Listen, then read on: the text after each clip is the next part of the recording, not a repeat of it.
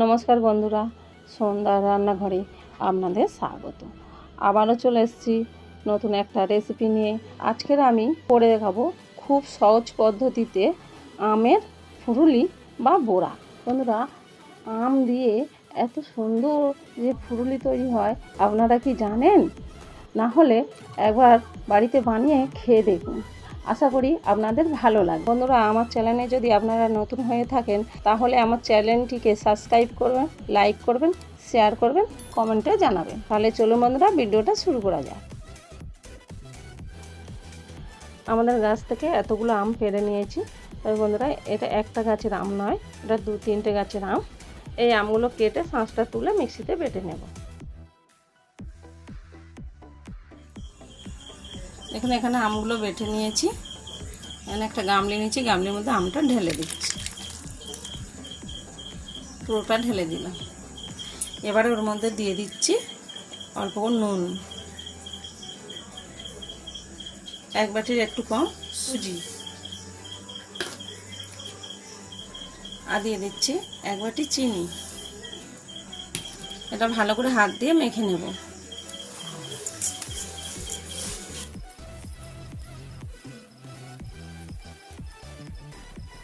ভালো করে মাখা হয়ে গেছে। এবার দিয়ে দিচ্ছি ময়দা, 1 বাটি ময়দা দিয়ে দিচ্ছি। আবারও ভালো করে মেখে নেব।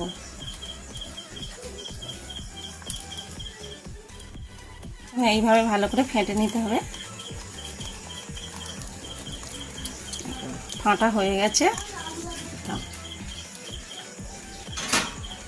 এবারে এটাকে আমি চাপা দিয়ে রাখবো আধ ঘন্টা। এখানে আমি একটা কড়া বসিয়েছি, কড়ার মধ্যে কিছুটা তেল দিচ্ছি। তেল গরম হয়ে গেছে। যে ফুরুলির মিশ্রণটা ফেটে রেখেছিলাম ওটা অল্প অল্প করে নিয়ে এবার এই তেলের মধ্যে ছেড়ে দেব। দেখুন, আমি এভাবে অল্প অল্প করে নিয়ে ছেড়ে দিচ্ছি। এখন হাতে করে এইভাবে নিয়ে এরকমভাবে ছাড়তে হবে। এইভাবে সবগুলো ছেড়ে দেব। বেশি বড় করা যাবে না, এইভাবে নিয়ে ছাড়তে হবে, তাহলে ফুরুলিটা খুব ভালো হবে। এবং বন্ধুরা, ছাড়া হয়ে গেছে। গ্যাসের আঁচটা মিডিয়াম সাইজ করে দেবো। আর এইভাবে ফুরুলিগুলো ছাড়লে দেখুন কি সুন্দর গোল গোল হবে। দেখুন বন্ধুরা, ফুরুলিগুলো আমার ভাজা হয়ে গেছে। দেখুন কত সুন্দর দেখতে হয়েছে আর কত সুন্দর ফুলেছে। দেখুন বন্ধুরা, ভাজা হয়ে গেছে, আমি তুলে নিচ্ছি। এইভাবে বাকি ফুরুলিগুলো ভেজে নেব। এক পিঠটা হয়ে গেছে, আমি উল্টে দিচ্ছি।